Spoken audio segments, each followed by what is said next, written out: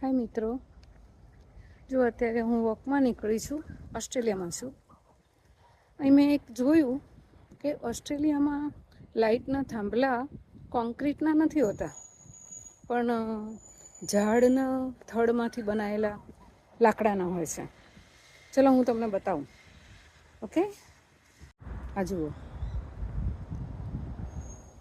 લાકડાના બનેલા છે થાંભલા. લાઇટ થાંભલા છે, લાકડામાંથી બનાવેલા છે. આવા ઊંચા ઊંચા ઝાડ હોય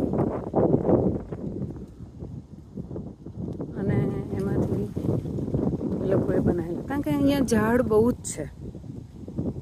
આપણા ત્યાં ઝાડ શોધવા પડે.